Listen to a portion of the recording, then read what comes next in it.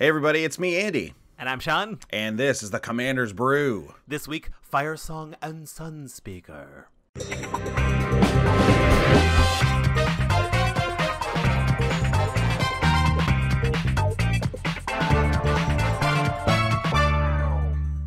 Hey everybody, welcome back to episode 144 of the Commander's Brew podcast. Sean, what's up? Oh man, it is finally spring here, and I got sunshine on my mind, and I got our Kickstarter on my mind, because it's almost done. Almost done. Man, it sure is spring. I got the window open. I get the cats going nuts behind me here. They got a breeze coming in. It's sunny. It's warm. I got a coffee. Man, feeling good today. Yeah, what a great day. What a great day. Welcome, listeners, to the Commander's Brew, a podcast where we brew Commander decks. We always do it on a budget, under $50, and we'll give you some good ideas. It's fun to use this as a jumping off point. If you want to spend a few more bucks, we'll give you some tips on how to spend more money as well. Spending more money is never a problem. Never a problem. But, you know, if you're looking for a place to put a couple dollars, we want to highlight our Kickstarter. So our Kickstarter is almost done. And I want to say thank you to everyone who's taken a look. We have updated it. Huh? Sorry, just real quick. Want to say, in case you don't know about the Kickstarter, we're not going to go. I don't want to explain it all, but it's to make a new YouTube series called Battle of the Brews. Oh, yeah. It's possible someone just started listening and didn't know that. It's possible. We're going to play Commander and make videos of it so you can watch us play Commander with our hilarious friends. That's true. Yeah, that's true. Exactly. High qual.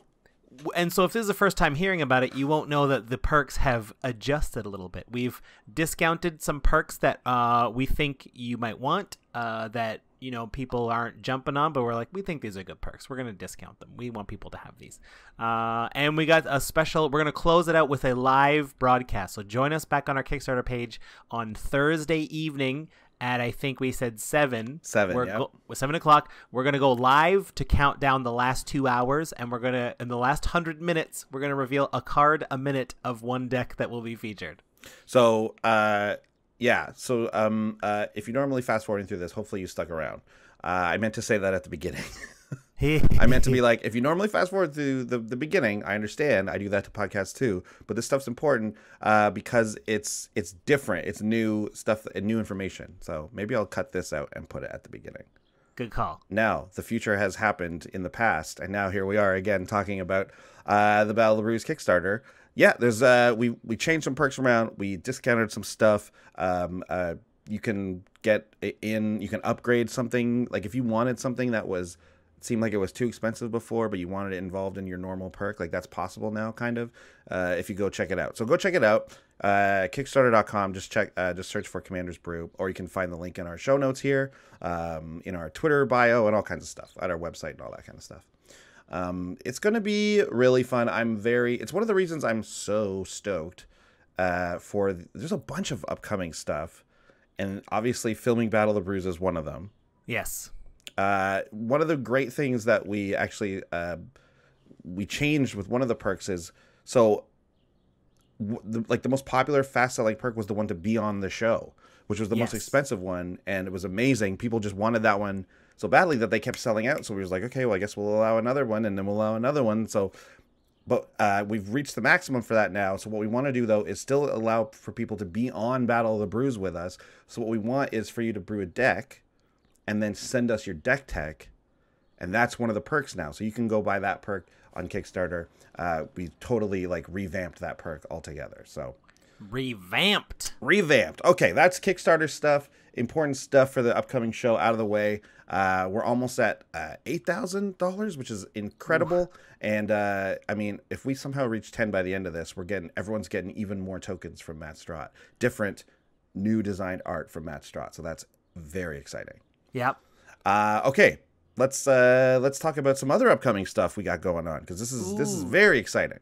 Anybody in the greater Toronto area knows about GP Toronto, and maybe you're coming to GP Toronto for the Team Trios late May, just in general, but we are going to be on the spell slinging team there. You can spell sling with us. It's new to us news, so we don't have all the details of it yet, but we would have always been at GP Toronto, but now we're going to be there on the Affish. That's right, on the Affish. It's the spell slinging and the bounty hunter events. And if you want any more information out of us right now, we just don't have it, because we literally found out right before we started recording this show. But it's going to be on Friday, so if you want to come and play some Magic with us, we're going to be there basically all weekend. So come on Friday for those fun spell slinging and bounty events. We will be there. And along with our good friend Milo from Milo the Gathering, he'll be there as well. Some other like huge pros. Like I was looking at, I think like Reed Duke and like what's his name? I can't remember. Anyways, but like go check out the website, the official GP Toronto website. And you'll see a bunch of names up there. Really cool stuff. We're very excited to be a part of it. Cool. Yeah. And as always, this show is brought to you by some important people, our patrons, patreon.com. Any level of patron gets you into our Discord, and other levels get you other perks. Also brought to you by Ultimate Guard sleeves and boxes. My favorite kinds of boxes are boulders, and the Wizard's Tower, wizardtower.com. Let's hear an ad from them now. Okay, everybody. Time for a little conspiracy chat about Dominaria. Guess how many zombies are in Dominaria? Exactly one.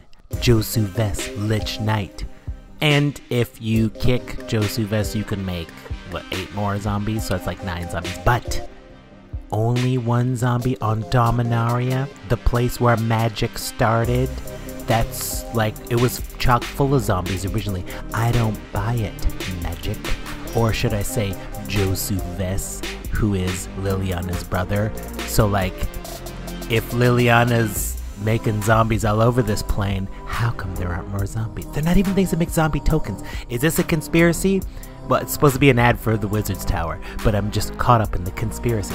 wizardtower.com. Get 15... I don't even know what I'm talking about.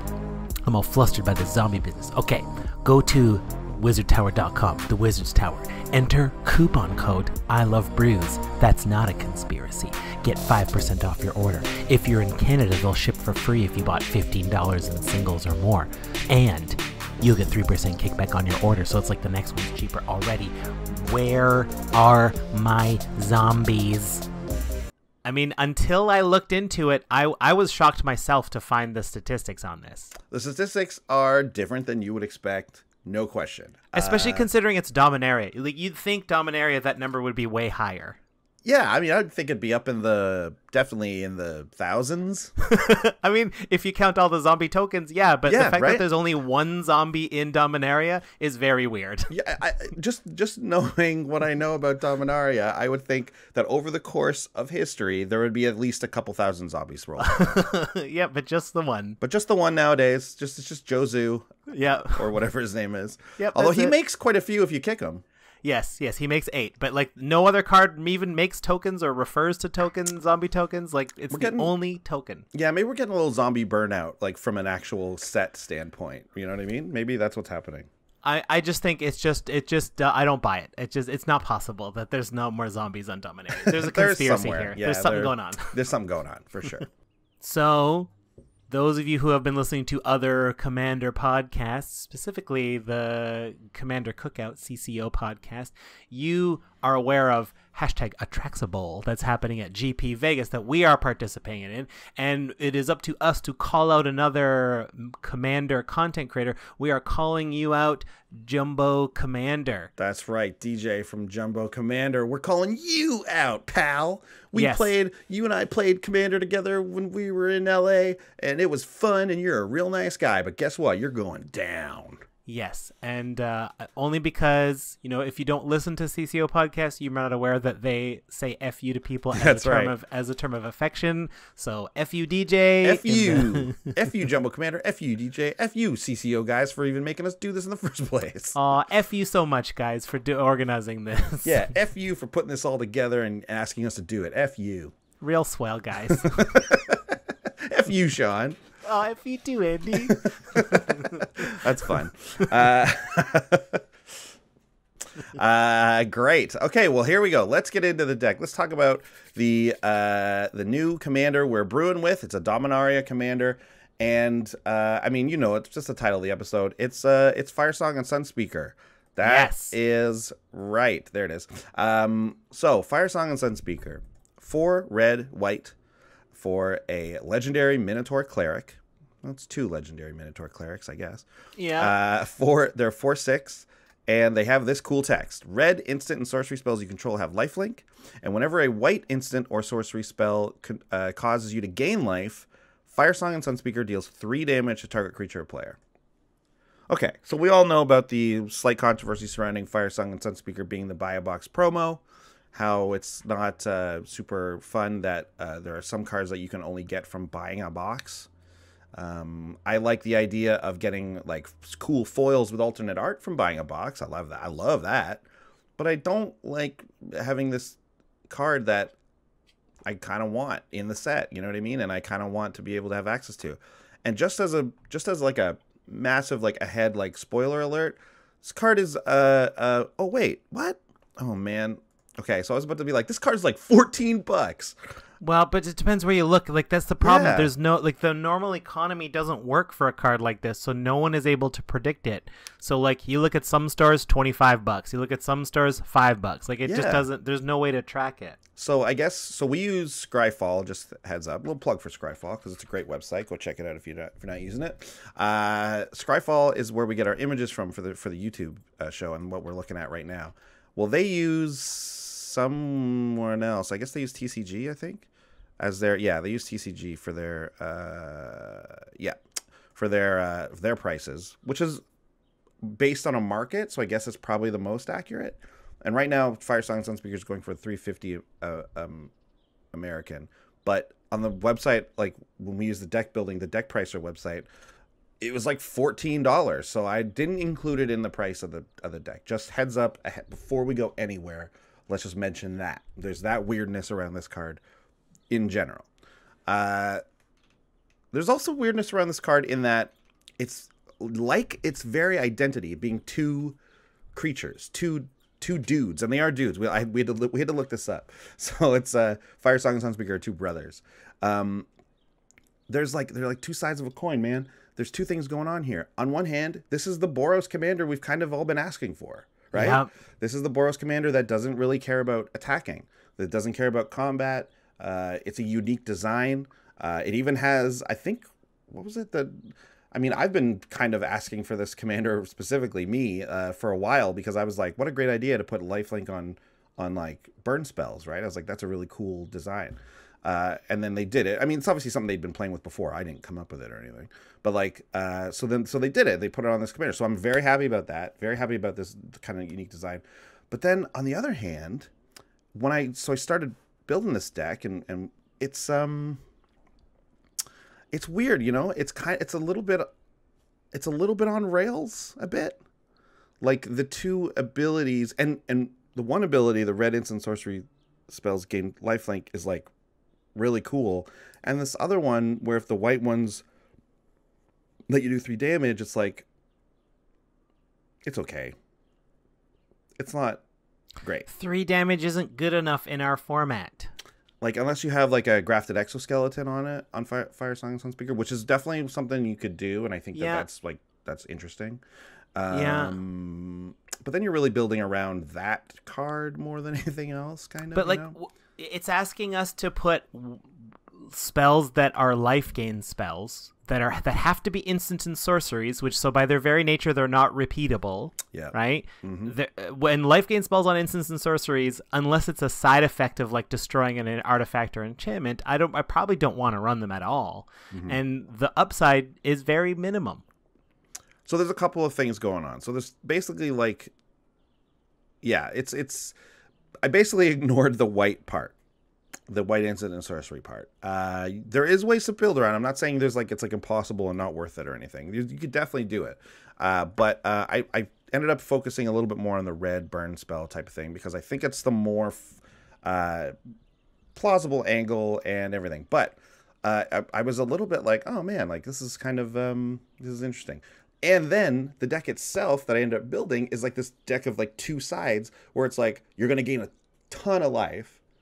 But also you're going to be doing like crazy damage, and then like you're going to be gaining all this life, so like you're pretty safe from attacks, but at the same time you do need to include a bunch of stuff that doesn't let people attack you, and I'll explain this as we go through. So this is a very weird deck, but a very fun deck at the same time. I don't know. Let's talk about it. So Firesong and Sunspeaker, obviously we're building around these guys. Very cool ability here. Let's talk about the Big Burn. Okay, so I call this deck Pillow Fort and Big Burn. So we're going to be gaining lots of life and doing lots of damage. Let's talk about how we're going to do that damage. So Big Burn. Number one, obviously we're going to include a bunch of stuff like Earthquake, right? We all know Earthquake. It's an X spell that deals X damage to creatures without flying at each player. Same thing with Fireball. Pretty simple spell. These are your go-tos. These are your auto-includes. Like, okay, obviously I'm going to put these in. And just a heads up, like this deck ends up kind of playing a lot like a Neheb deck. Okay. Right? You're going to be doing, you want to do a lot of X damage to multiple targets. Like that really is great. Actually, it's kind of, Neheb wants to do it to the player, whereas Firesong and Sunspeaker doesn't care. They can do it to players and it's fine, or creatures, and it's fine. But those are two like automatics, right? Earthquake and Fireball. You're going to include those in, but then we needed to find some ones that will hit some like slightly more unique, slightly different ones, and there are some good ones in here that we can use and that have great interaction with Firesong and Sunspeaker. So let's really start this off and talk about Starstorm. X. Red. It's an instant, and Starstorm deals X damage to each creature, and we can cycle it for 3. So you know this card, right? This is the one that was like a mythic in one of the Modern Masters sets that everyone hated, right? Oh no, Comet Storm. Oh, that was Comet Storm. You're right. Okay. Yeah. Starstorm's great though. This is actually a really, really good spell. So a lot of this deck ends up playing like a control deck because you have a lot of spells in here that board wipe. To do a lot of damage to a lot of creatures. You're going to end up gaining so much life. You're not even going to end up caring about attacks eventually, though you will at first. Anyways, this deck is so weird. But so Starstorm's a great spell in this because X damage, let's say you do this for X for 5, and then your opponents have even just like, if they have like collectively 5 creatures out, and you have your Firesong and Sunspeaker, you're going to gain 30 life. 30 life just off of that one spell. So wow, that gets bigger and badder obviously the more creatures are out. So that's a good one. Let's take a look at this next one. Would you ever consider Starstorming as a response to a board wipe just to sneak in that extra like? It would depend on what was happening. Like if I needed the life, yes, absolutely. And if it was an exile effect and you'd rather have your stuff just be destroyed. Yes, definitely. Yep. We don't have a ton of graveyard interaction outside of instants and sorceries, but yes. And also, that's another thing. Yeah, there aren't that many creatures in this deck. But yeah, let's talk about another good big X spell here. This one's very exciting. This is a legendary sorcery. This is Jaya's Immolating Inferno. So the thing about legendary sorceries is you have to have a legendary out before you're able to cast it. Firesong and Sunspeaker, I know, are not the only one in here, so I think that it should be doable. Especially, but if you're commander alone, I think in our format, these legendary sorceries are just better because we have access to a legendary at all times. Anyway, X, red, legendary sorcery. Jaya's Immolating Inferno deals X damage to each of up to 3 targets. Which doesn't sound like a lot, really, when you think about it, right? Like Starstorm or whatever. Starstorm hits all creatures. Like that could be 20 targets, right? But yes. So looking at it, you're like, only 3 targets? Is that good? It turns out it is quite good because you can hit a bunch of players as well as the biggest creature or the most, difficult creature out there or whatever. It ends up being really, really great, and it's 3 times the life gain. So you Jaya's Immolating Inferno. Usually you want to do it for something like 10. Like you want to do it for a lot. And that's just going to gain you 30 life, and that's just going to let you live in the game a little bit longer and to cast even more of these big spells. This is 2 cheaper than Comet Storm. Because you don't have to pay the extra 1 for the extra targets, right? Yeah. Oh, does Comet Storm cost 1 red or 2 red? It might cost only 1 red. Comet Storm is 2 red, yeah. Okay. Red X, yeah. So you get like a discount but you can only target 3. Yeah. But it's a good card. Honestly, this is good, and you really only want to cast these spells when you have Firesong and Sunspeaker out anyways. So it's not really that much of a restriction that that you need the legendary creature out there. Also, this deck has a ton of ramp, ton of artifact ramp. And so it's not really going to be a problem to keep, like, if people keep dealing with your Firesong Sunspeaker, it's not that big of a deal to have to recast them a lot, even though they do cost 6. There's like a lot of ramp in this deck, which you need for these big X spells, of course. Okay, another one. This one's really fun. Hour of Devastation. In my playtesting, I played this card and it was really fun. So 3 red for a sorcery. It's from Amonkhet, right? All creatures lose indestructible until end of turn, and Hour of Devastation deals 5 damage to each creature and each non-bolus planeswalker. Again, just another multiple hit for the life gain, even if it is just 5 and it doesn't even kill everything. This is still a great spell. I killed a Thassa with this in my playtesting. Wow! Yeah, that was way fun. to go. I was like, "Whoa, this works! This is great." So yeah, you might be able to get rid of a troublesome god if it's turned into a creature when you cast this. But generally, this is just a really massive life gain spell that will wipe most of the board at any given time, and yeah, can deal with some really tough to handle creatures. But let me tell you something. This is not even. Bless you. This is not even the craziest one. This is my favorite spell, maybe in the whole deck. It's not necessarily one of the stars of the deck, but it is so crazy with Firesong and Sunspeaker. It's funny. It is, in a way, definitely, by definition, a star of the deck. It is. You're right. Because yes. it is Star of Extinction. It's from Rivals of Ixalan. Or just Ixalan? Just Ixalan. 5 red, sorcery. Destroy target land. Star of Extinction deals 20 damage to each creature and each planeswalker. It's nuts. So this is just like a fun way to make a board wipe. And it is. It certainly is that. 20 damage will kill just about everything. 7 mana is a lot, but it's pretty worth it considering that you're going to gain 20 life off of each target or each thing this hits, whether it's a creature or a planeswalker. Oh boy. You gain so much life in this deck. And we also have, I don't really talk about it too much as far as the highlighted cards go, but there's a couple ways to double up damage in this deck. So if you ever have like a Furnace of Wrath or a Dictate of the Twin Gods, and you cast Star of Extinction, that's 40 life. Every game I played that I managed to get an X spell off with Firesong Sunspeaker, every game I got over 100 life, like no problem. Yeah. So and those were 3-player games. So like, yeah, this is a pretty, what can you do with lots of life? Anyway, so Star of Extinction is really, really fun. And like I said, you're constantly wiping the board here. So because of that, because we're like, there's a lot of spells that are going to deal X damage to all these creatures. We don't have a lot of creatures in the deck. That's not how we're going to win. We're not really going to win with attacking. Surprise, Boros. But we do have a couple in there that are very helpful for when they're out there. One of them being, like I said, Neheb the Eternal, 3 red. The Zombie Minotaur Warrior, legendary, 4/6, afflict 3. So even if he gets blocked, he does that 3 damage, or they lose 3 life rather. And at the beginning of your post-combat main phase, add red to your mana pool for each 1 life your opponents have lost this turn.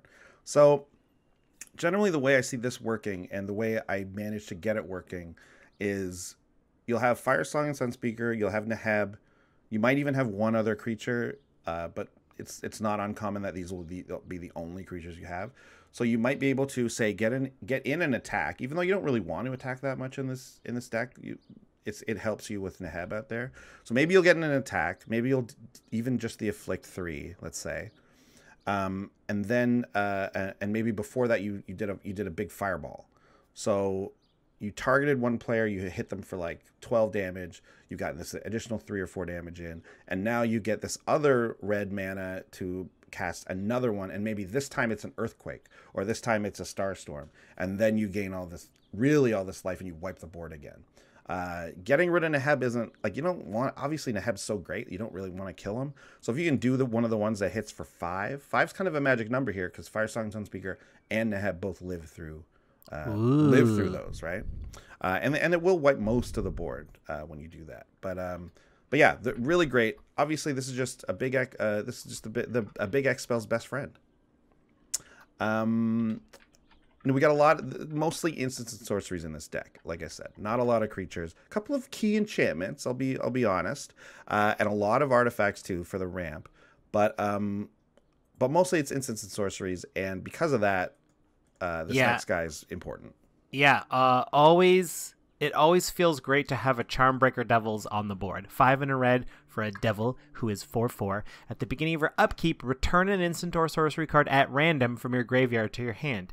It's every time I've ever had this guy resolved in Commander. Obviously, this Devil is only in decks that have instants and sorceries, but if it lives, it's card draw. So this is card draw in white and red. Or sorry, in red specifically, but in a white-red deck, this is your card draw, but it only is going to be an instant or sorcerer, which I'm happy with, right? Get those X spells back. All those things are great. And although this doesn't come up as much, whenever you cast an instant or sorcery spell, Charmbreaker Devils gets +4/+0 until end of turn. So if you got a Rogue's Passage out and you can fire off a couple of cheap ones that don't kill Charmbreaker Devils, you can turn it into a finisher as well. Yeah, and there's one key interaction which I'll highlight later. That will actually make that somewhat relevant.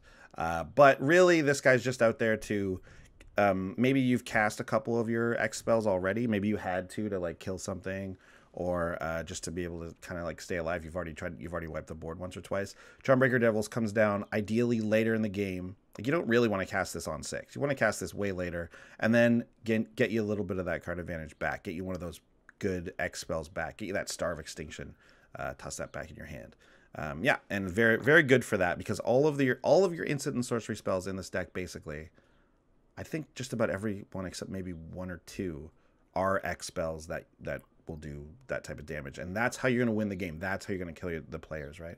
I love it. These 2 creatures are very good in this deck. Excellent. They turn stuff like Star of Extinction and Hour of Devastation into kill spells as well, and it's Boros Reckoner and Spite Mare. So Spite Mare is the simpler version of it. It's 2 and then 2 hybrid Boros. So 4 mana total for a 3/3. It says whenever Spite Mare is dealt damage, it deals that much damage to target creature or player. Boros Reckoner is the same thing except for 3 hybrid Boros, and it has the ability to pay and give it first strike, which never comes up. But if you have one of these on the battlefield, a big earthquake is now basically double damage to a player of your choice. A Star of Extinction deals 20 damage to a player now as well. Now, it should be noted that the damage dealt by Spite Mare or Boros Reckoner won't cause you to get that life gain. And I had to ask this on Judge Chat yesterday when I was brewing. I was like, if you cast a spell that causes another trigger to do damage, because the way Firesong Sunspeaker is worded, it says like if like a white spell you cast causes this to happen, or a red, like it's something like that, like it's some weird wording. It's like, well, technically that caused a triggered ability to happen, but that's not how it works. It has to directly cause it. So it's the simpler version of what I was thinking, basically. So Spite Mare and Boros Reckoner, though, are amazing, because these are the creatures you actually want on the board when you're about to do one of those big board wipe X spells. These are the guys you want out there. They just deal extra damage, and they actually end the game fairly quickly. They're great. Yeah, no doubt.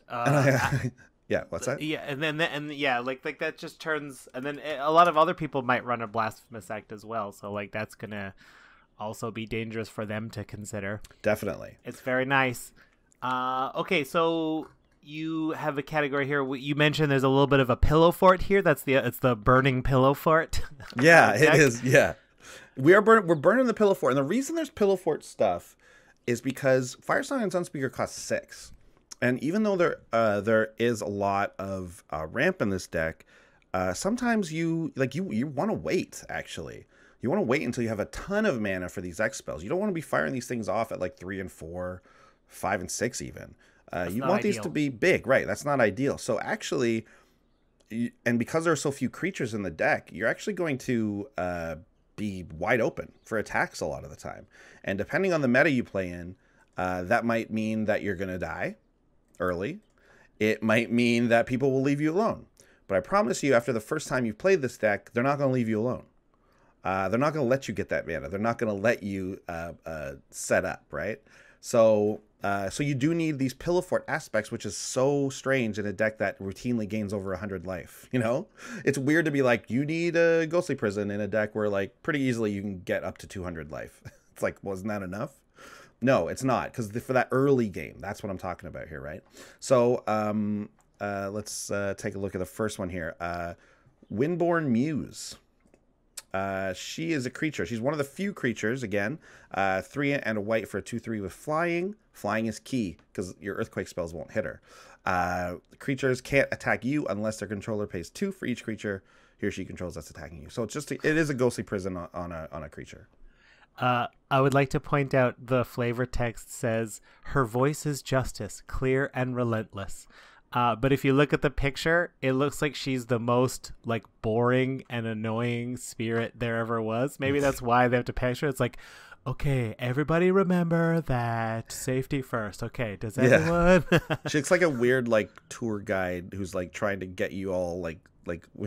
She looks like you're on a field trip, and she's like, okay, kids, let's all get together here. Everyone, focus up. We're about to go into the mine. She's clearly so angry at her tour group, but like won't show it, and is just like doing that. Okay, everybody, 1, 2, 3. When I cut to 10, 4. Yeah, no one's listening to her. We came to Greece to party, lady. We don't care about these ruins. Okay, counting to 10. Counting to 10. Serenity now. Serenity now. She's just about to lose it. Yeah. Yeah. Speaking of people who are pillow forts, it's our preview card. Dominaria, Baird, Steward of Argive, 2 white legendary human soldier, 2/4 vigilance.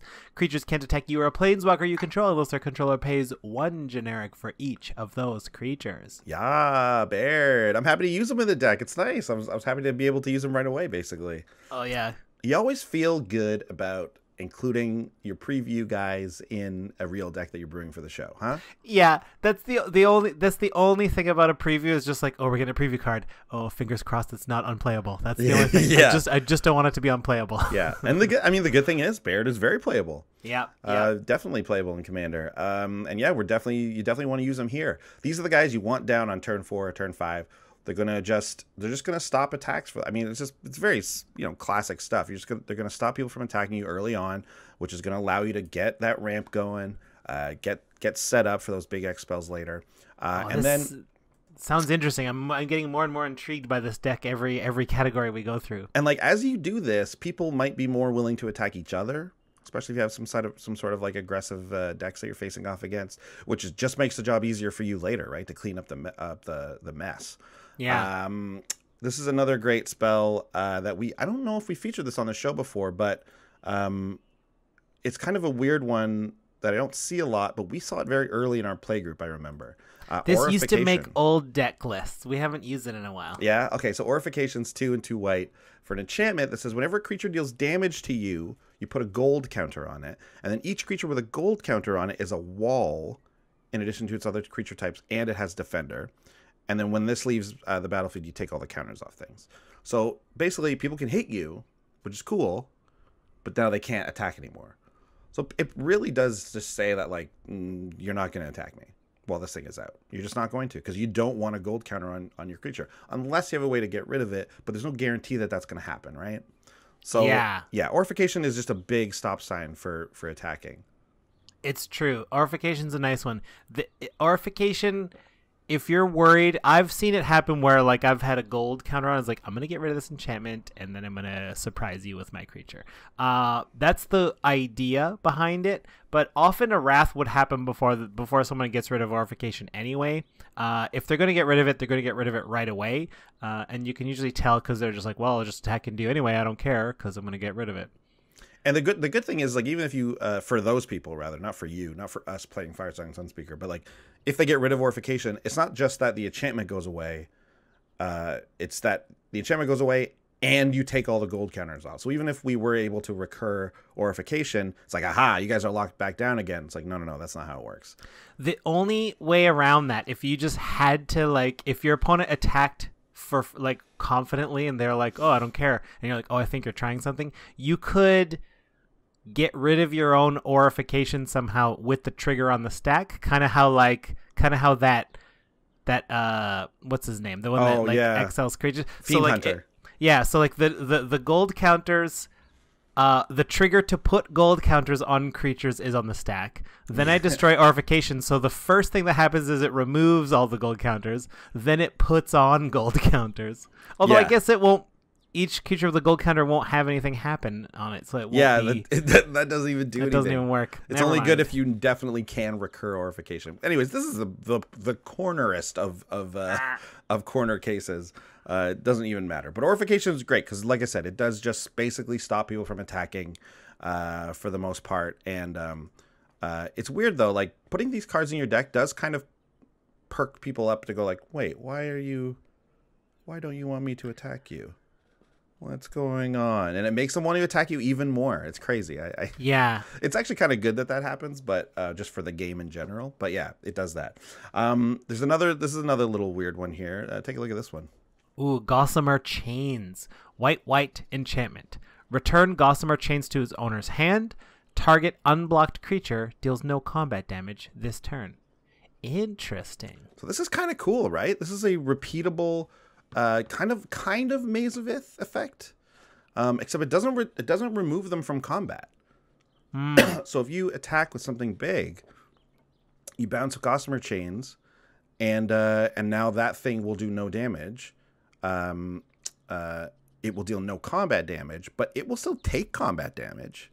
Yeah. So it just makes it very tough for someone to attack into you if you have Gossamer Chains out, because you can do this to him. Now, it's an on-board trick, obviously, so it's not going to catch anyone, by surprise or anything like that. But it's more the threat of activation that people will see, and I don't think they're going to want to do it. And then if they do attack you, you got no one out there, and it's big enough that it's going to cause you trouble. Yeah, just don't block it, and then bounce Gossamer Chains.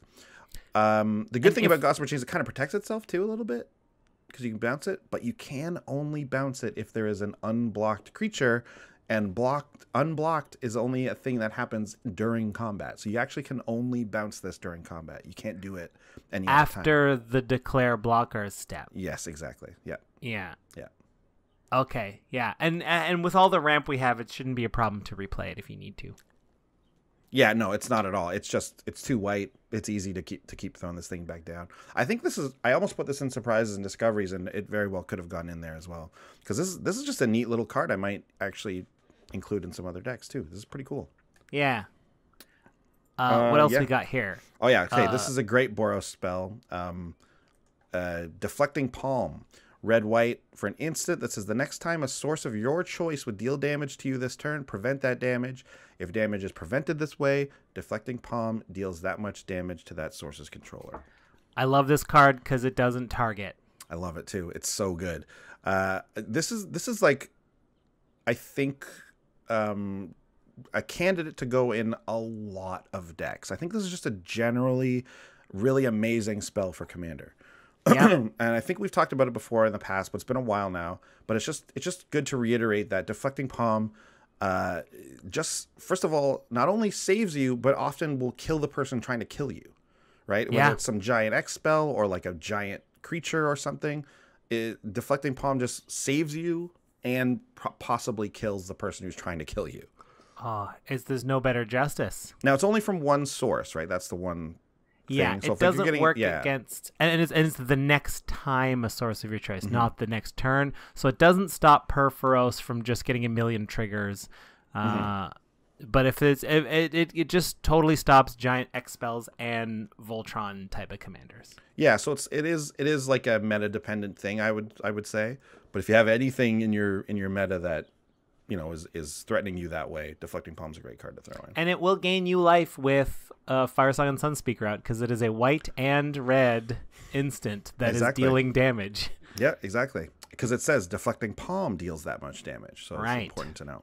Right. And then these last two, Sean, are just sort of little includes. We don't have to talk too much about them, but I just want to mention them. Okay, so we're talking about Dawn Charm, 1 and a white for an instant, and you get to choose one. Either prevent all combat damage will be dealt this turn, or regenerate target creature, or counter target spell that targets you.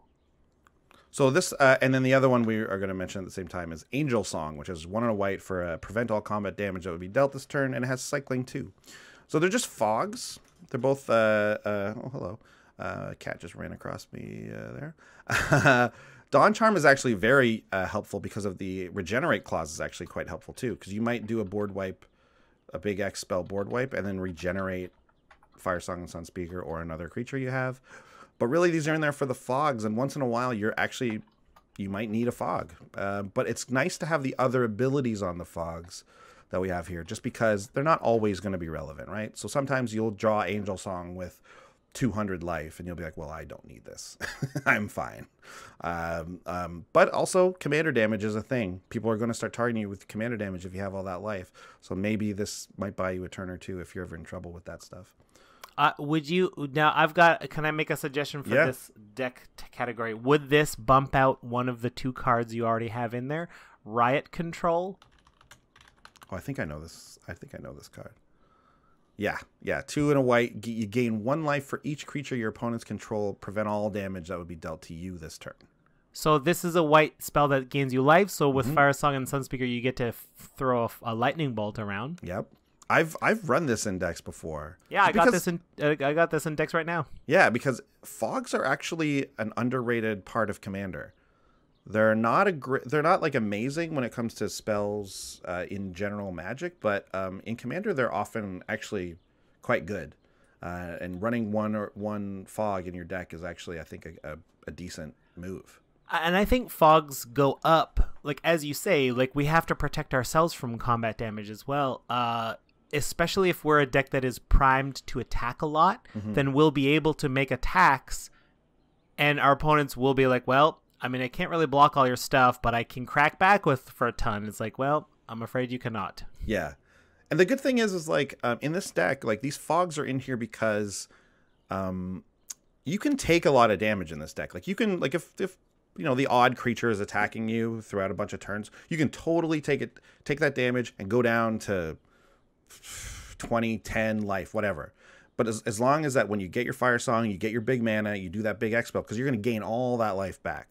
But the thing that you want to protect against is that out of nowhere attack that you didn't see coming, that all of a sudden, yeah, right? Or something like that, right? Where it's just like, okay, this is too much. I can't gain this much back, or I can't deal this much back in time because 2 attacks are going to happen or whatever. So then you'll fog the big attack and actually be able to survive that and then gain all your life back, right? So these are all early to mid game plays before you actually do what the deck wants to do. And it's a very weird way to play. It feels wrong to have like fogs in a deck where you're going to gain so much life you don't even care about it later.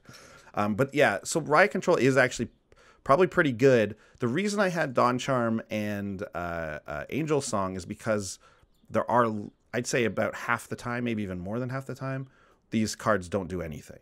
Yeah, so the cycling is way better. The cycling and the regenerate, and even I guess sometimes the counter spell that targets you, that might be relevant. Who knows? Tell you what, no one's gonna see that coming. Right? No one's gonna see that coming.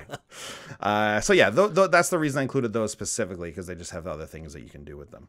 Oh wow! And finally, there's just a couple other spells that didn't really fall into anything that I wanted to talk about very quickly.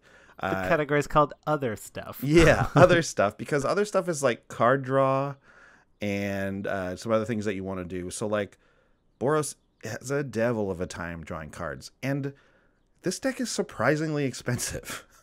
That's the thing that kind of irked me about it. I was like, what? I got to make so many cuts of the good cards I wanted to include in this for $50, because it's these spells. A lot of these spells are very expensive, and that means cutting a lot of the like efficient and good card draw. So I had to get stuff like Armistice, which isn't great. 2 and a white for an enchantment that allows you to pay 3 and 2 white, so 5, for you to draw a card and target opponent gains 3 life. You know what? Sure, maybe that's not great, but I haven't registered, like this card doesn't exist in my brain. This is a surprising discovery for me.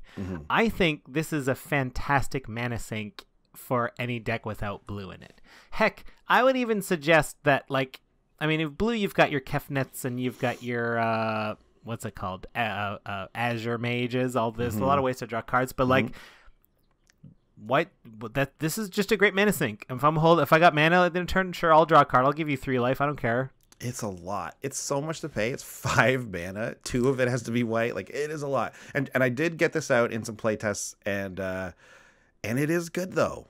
Surprisingly and kind of sadly for these colors, it actually is pretty good. So first of all, right off the bat, you don't care about the 3 life. Actually, it might seem like you would care because this deck is about doing direct damage and all that, and gaining them life seems like it's counterintuitive. But honestly, 3 life is not even. You're going to be able to cast spells that double damage and do all this crazy stuff. So like, it's not even a problem. Don't worry about that. Especially since you're going to be able to spread it around. Like, you know, when it's 1-on-1, it might be a bit more of a problem if you want to draw a couple cards. But the other thing is that the five mana, hopefully you'll be able to ramp enough, and you should be able to. Like I said, I've included a ton of ramp in this deck. That actually you might be able to do this 2 or 3 times a turn if you have nothing else to do, and that's fine. The other card I included that I'm not going to highlight for the show is the one that I think you included it last week in your deck. Is the one where it's 6 and you tap 3, or you pay like 3 plus the number of cards in your hand. Yes. Lore Seeker's Stone. Lore Seeker Stone, yeah. That card is like, again, pretty bad, but you actually end up dumping your hand a lot in this deck, I found. So actually, you rarely end up paying more than the like 4. So actually, that's a better version of this. But I just wanted to highlight Armistice because it's kind of bad. Yeah. And I'll jump down to the next one too, Sean. You want to read the one after the third one there? After the third one. Oh no, sorry, the one after like this one here. Read that one. Okay, Alms Collector, 3 and a white for a cat cleric with flash. It's a 3/4. If an opponent would draw 2 or more cards, instead you and that player each draw a card. So, yeah, this shuts down Consecrated Sphinx. This shuts down like draw more than 1. It doesn't kill like Rhystic Studies because that's just drawing 1 card. But you get card draw off your opponents being greedy. I discovered this because I heard them talk about it on I can't remember. Oh man, this is gonna. It's embarrassing that I can't remember who said it, but I'm also happy to mention both of these shows on our show.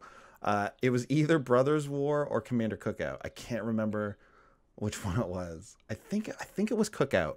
But anyways, they mentioned it on their show. One of those two excellent podcasts mentioned it on their show because it's a great way to stifle other people's draw, but also not make them mad enough. Like, they still get to draw whatever extra card. Like, if they were going to draw 2, well, now they still get to draw 1, and I draw another one.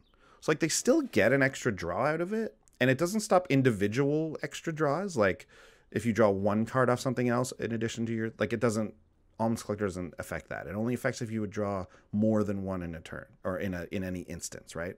Yeah. So I thought this was an interesting one to, like, try out. This is one I don't know how effective it is, but white doesn't get a lot of card draw very easily. And I think Alms Collector is something that you'll want to experiment with in Boros decks and white decks that don't get that card draw easily. I mean, if your meta has Consecrated Sphinxes running rampant, you should put this guy in. And Consecrated Sphinx, like, kind of doesn't even really care.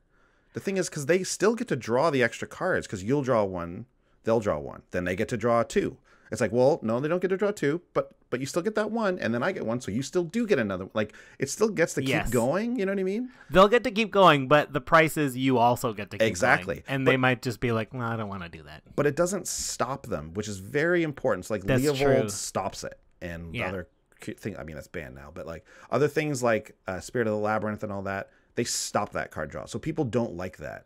I feel like, and this is a point that was made on, again, I think it was Commander Cookout, is a point that they made, which I thought was very, very interesting, is that like people won't hate this card out of the game as much as they would those other cards, right? People say, oh, okay, I draw less, but I still get my draw. So like they're less likely to like spend a lot of time trying to get rid of it, whereas they might do that for those other cards. Yeah. So I think it's worth trying out. You know, it's worth trying out, worth checking out. And finally, Primal Amulet is the 4-mana artifact where instants and sorcery spells you cast cost 1 less to cast, and then if you have 4 more counters on it, because you put 1 on every time you cast an instant or sorcery, you transform it into Primal Wellspring, and then it becomes the land that adds 1 of any color to your mana pool. And then when the mana is spent, you double this, you copy the spell. This one is obviously really good because it, as the artifact, it lets you have all your X spells cost 1 less, which is nice. But I will say this: it rarely gets those 4 counters on it. Yeah, because if you've managed to cast 4 big X spells, you probably won the game in this deck. Yeah, this is not a Primal Amulet. Yeah. I mean, getting spells cheaper is always good. Like that is a fine baseline. I'm happy to run this card just for that in a deck with tons of instants and sorceries, but I wouldn't expect it to flip. It honestly is worth it for that, and it might seem like it's not, but it is, because then the odd time you do flip it, then you have won the game, because any X spell you can copy, you're basically going to win from. It's nuts. Yeah. So there you go. A lot of cards I wanted to talk about there, but I think this is an interesting and unique commander. So I really wanted to highlight like what this deck does and how weird it is in what it does. It's a very interesting deck. Cool. Oh, yeah. Well, now we've talked about all those, but let's get to the 3 stars here. What are they? The 3 stars in general are some top performing cards in this deck specifically. Andy has highlighted, you should take star number 3 so that you get star number 1. Okay, sure. Star number 3 is Light of Sanction. 1 white for an enchantment that says prevent all damage that would be dealt to creatures you control by sources you control. So I can't remember which episode it was, but this card came up somehow. This card came up. Oh, no, you know what it was? I think it might have been when we were looking for Commander's Burn. Oh, cards. This was a burn? I don't think it was a burn, but I think it was. We looked at this card and we're like, what even is this? Like, who cares? Oh my god, that's what this is for. That's what this is for. This is for X spells that would hit your creatures. Well, now they don't. They don't. The damage is prevented. Exactly. So this is awesome. This card's great because all those X spells, your earthquakes and all that kind of stuff, they no longer kill your stuff, which is amazing. They become full board wipes for everyone but you. Exactly. They become one-sided board wipes. So Neheb gets all the creatures in the deck, which again aren't that many. They do get a lot better when you have Light of Sanction out. It's actually the reason I put in a Plea for Guidance, which is the 6 mana tutor for 2 enchantments. It's like this enchantment's good enough that I want essentially another version of it in there, which is the tutor, so I can go get it. Cool. It's really great. Second star of the deck, Aetherflux Reservoir, 4 generic for an artifact. Whenever you cast a spell, you gain 1 life. For each spell you've cast this turn, so that life gain grows the number of spells you have. But this is a big deal. Pay 50 life.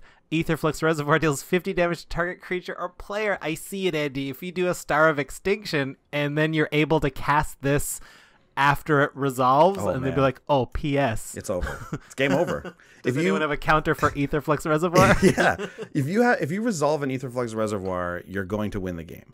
Yeah. Because, like I said, now you obviously don't cast it until you have like that 150 or 200 life or whatever. But it is very easy to get that. It's quite easy to get that. Fire Servant, Furnace of Wrath, Dictate of the Twin Gods. These are all things that double the damage of your X spells.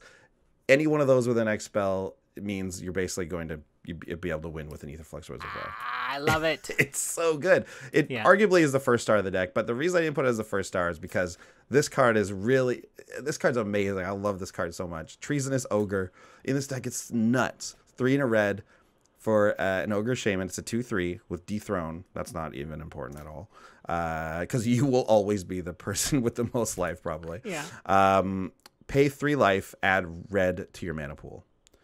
I did have a game where I cast an X spell completely off of Treasonous Ogre, and the X spell was for like 15. And it was fine. And that's how I won the game. Do you know what I mean? Like I paid 45 life and was not even close to being dead. Yeah. So Treasonous Ogre, that just goes to show, like, Treasonous Ogre just becomes almost like an infinite mana thing. Where, like, if you get one of those big ones off or you gain 200 life or whatever, forget it. Forget it. Treasonous Ogre is going to now is like a mana well for you and for all you want. Wow. And this is how you can end up dumping your hand too, right? Now it's like, okay, now I'll cast Fireball, kill you. Done. Great card. Yeah, it really is a toss-up between this and Aetherflux Reservoir. It's just that I think Treasonous Ogre just lets you do all the stuff you need to do to make Aetherflux Reservoir good. So yeah. Woo! Yeah. Any surprises and discoveries from this? Yes, there were. There were a few. I mentioned one or two of them before, but this one is very interesting. And not so What much, is this? Not so much for this deck. Actually, it actually ends up being like just fine in this deck. But I think this could be really good in a different deck. It's called Honor Worn Shaku. It's a mana rock. It looks like a paddle that you would spank someone's butt with as a college initiation. It does look like that. You know what? You gained extra life. That's a paddling. You dealt 3 damage to me by healing yourself. That's a paddling. Honor Ward Shaku is a 3 mana artifact that taps to add 1 colorless to your mana pool. But you can tap an untapped legendary permanent you control to untap Honor Worn Shaku. So it kind of, what it does is it kind of gives your legendary creatures the ability to tap for a colorless mana. Yeah. Which I thought was interesting. It's not like broken or crazy or anything because you have to tap creatures to do it. But, occasionally there's, in a pinch, you'll need to add that 1 or 2 extra mana, and you might be able to do it if you have a legendary permanent. So it can be another legend. It can be a legendary enchantment, artifact, land, anything, right? I mean, land doesn't make any sense to do that, but creatures certainly as well. Yeah. Yeah. And just with Dominaria out, there's so many more legendaries flooding, our commander decks these days that I don't know. It's if you're at all including a 3 mana add 1 to your mana pool mana rock, like this one just lets you add a bit more. Interesting. Yeah. I mean, yeah, this is very interesting. I would want this in a deck that had a few legendaries in it, obviously. Mm-hmm. I would want this in a deck if it had like a lot of like instant speed effects, if it was a little bit draw go-y, so I could like have my creatures up. Very interesting. Yeah, it's like there's some deck out there that really takes advantage of this. And it certainly isn't this one because we have very few legendary permanents. We have very few creatures, so like actually, but it is still just good even just for the 1 extra mana you might get off of it to throw into a big fireball or whatever. Yeah. Yeah, interesting. And it's good in your college fraternity tribal. Yeah, I mean, you shouldn't be initiating people by physically harming them. But, if you go back in time when this sort of thing was accepted, Honor Worn Shaku is definitely the paddle for you. Yeah. Great. Okay, so let's, before we get to the budget report, let's talk about Wizard's Tower real quick. Ooh, Wizard's Tower. Yeah, I'm online. I noticed I use their wish list a bunch, and something just came in on the old wish list there, so I'm going to think about buying it. Oh, really? What is it? Tell us. Is a Mana Echoes, but I might not buy it because I'm just like, I just want one, but I don't have a reason for one, and it's more money than I want to spend on something I don't have a reason for. But, I'm going to want one day, and I'm thinking I should probably just buy it. This is a real window into the IRL versions of the Commander's Brew here. Like people always ask us when we talk about our decks in real life, like, are all your decks under $50 in real life? Nope. We understand that. We understand that like not everyone. You're not always gonna only brew under $50, but like that's why the whole show is like it's kind of like a starting point, right? And for a newer player, and if you want to brew a bunch of decks, these are the options you have. But all like I don't think any of my decks are under $50 to be honest. No, I might have one, and that's just because it's recently. Because here's what I do. Oh yeah, I'll give you. So when we brew decks, and then this one seems neat to me. I don't know. I'm gonna consider this one. But if one catches my heart in a little bit, I put the deck list together. I go to the Wizard's Tower, wizardtower.com. I go in. I put my coupon code in. I get my free shipping. And I get my credit for the next deck too. And that's a great like starting point. Like I'll try that deck once or twice. And then I'll be like, okay, and we already know that like, well, I already know that like these 2 or 3 money cards would make it better. And I might already own 1 or 2 of those. So those are already going to go in for sure. But it's just great to like just have a working version of the deck right away. It's like, it's playable. I could do it. And like, we all can like we're never going to say doubling season in the like budget section. Cause if you run a lot of tokens, of course you want to put it in if you have the budget for it. But like, if I had one, I would put it in. Yeah. And it just goes back to the show's philosophy of, building under restrictions breeds creativity, right? So you get your honor-worn shakus that way. And I do spend money at the Wizard's Tower on non-budget cards to go in these decks. Yes, me too. But I also I love being able to include these fun finds that we get in those decks as well, right? So I also will have like these budget cards in my decks where they are not budget. Yes. Right? Like that's always fun to do. I always like that. Yeah, Cool. It's always a reward when your opponents be like, "Hey, what's this card?" Yeah, wait, like, what is that? Yeah, it's a paddle that will hit your bum. Hit your bum with mana. All right, time for the budget report. This is where we take all the cards, and some of them make us pay life, and some of them give us life back. Life is money. Money is the economy. Oh man. Okay, so this one is really tight.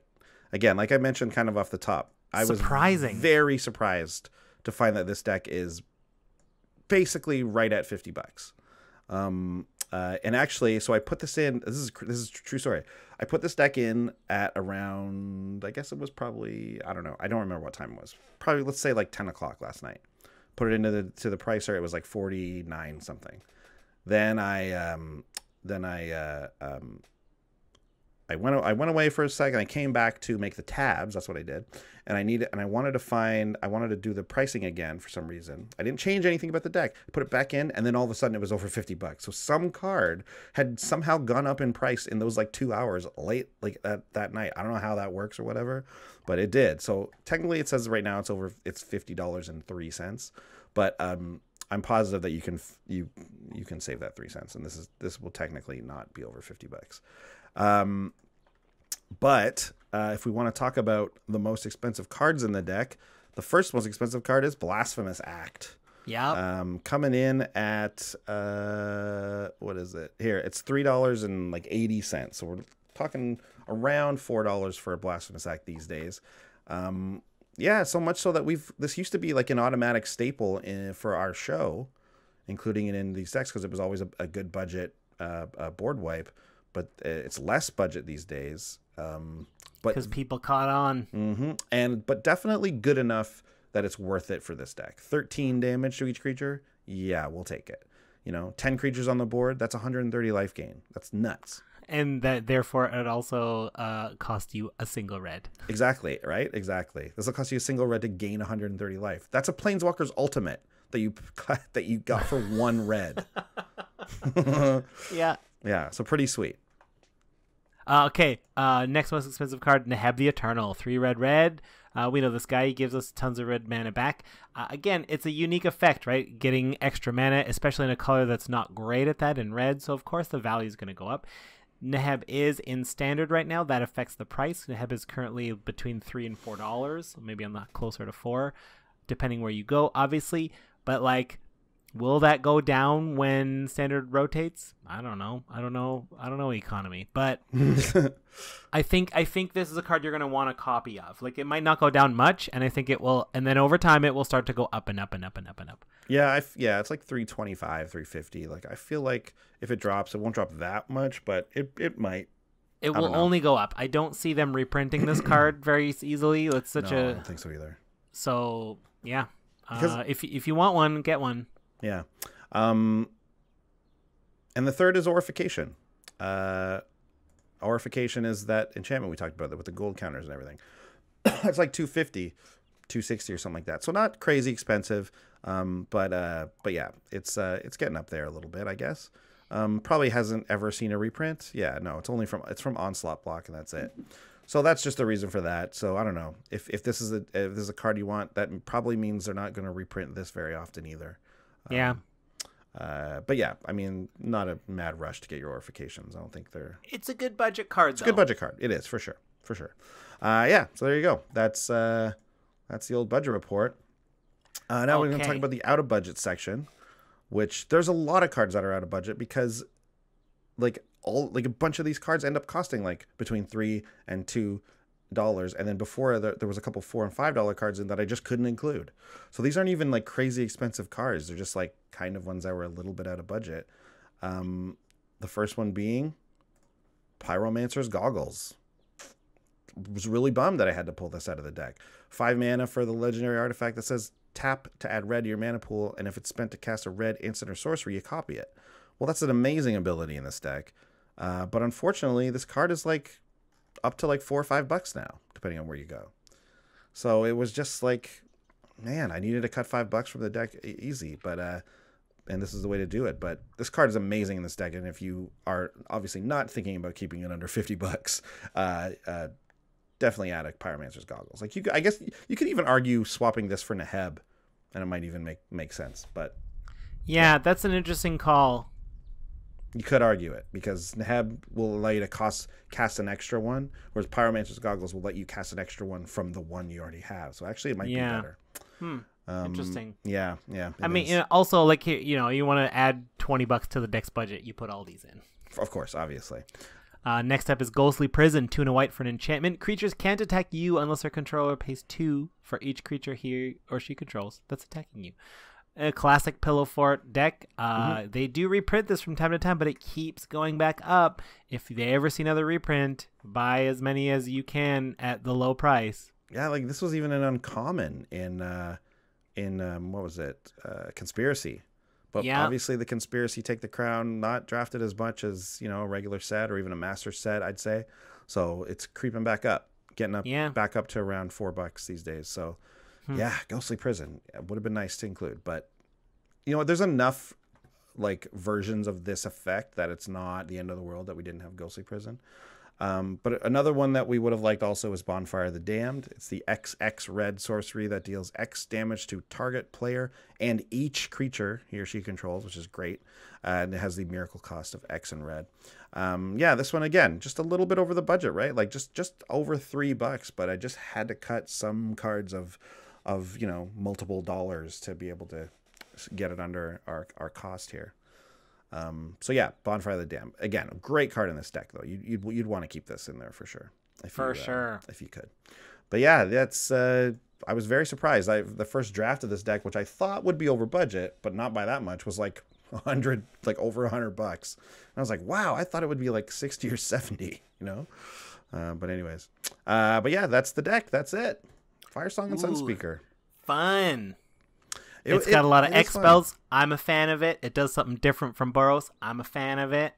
Yeah, it like actively doesn't want to attack and doesn't want anyone to attack you. It's like the opposite of what Boros usually does. Yeah. There's one card that I included in here that I can't remember the name of it actually. It's the X and a red spell from Conspiracy Take the Crown, where it's like it does the damage to each creature without flying. But if you pay 4 or more, it destroys all artifacts as well. And then if you pay 8 or more, you also get an 8/8 lizard. Yes. I've included that and you'll see it in the deck list if you take a look at Tapped Out. But actually, I think that's a definite cut because every time I had it in playtesting, I wanted to cast it for big mana, but then it would have destroyed all of my mana rocks because it's all artifacts. It's not just like Vandal Blast. So I'm like, you know what? That's a cut. I definitely that's a strange card because Red's gonna want to. Red decks will have a lot of artifacts, I predict. So yeah, unless it's like red-green, obviously, like in which case you're probably ramping it in other ways. But in a Boros deck, it's actually not good. Yeah. Oh well. Sorry, Lizard. Yeah, that's a switch. We're gonna have to swap that one out for something else. And that's not an expensive card either. I don't think so. It doesn't really save you much on the budge. On the budge. Well, gang, thanks for stopping by. This has been great. What an interesting deck. As always, bop on over to iTunes. Give us a 5-star if you want to. That always helps. Thank you to everyone just for listening. Thank you to everyone who is a generous patron of ours. See you in the Discord chat. And thanks for tuning in. Stay tuned for the Kickstarter drop, and stop by on Thursday evening around 7 p.m. Eastern Standard Time. Did I miss anything? No, GP Toronto's coming up. Go follow us on Twitch, too. Twitch is great. We stream every Wednesday and also at other weird random times. Give us a follow over there, and you can find out whenever we go live. Yeah. That's it for the show today. Stick Thanks, around everybody. for Brews news. Go check out the Kickstarter. Battle of the Brews is coming. Goodbye. Bye. Peace.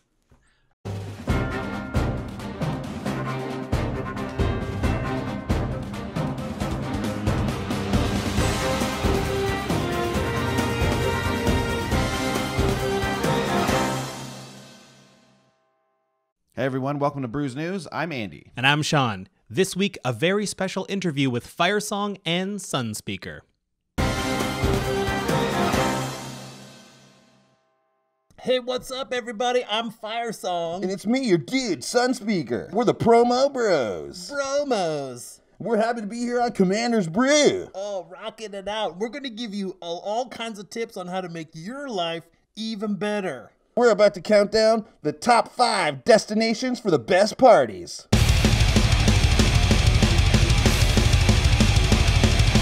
One, Jeremy's basement.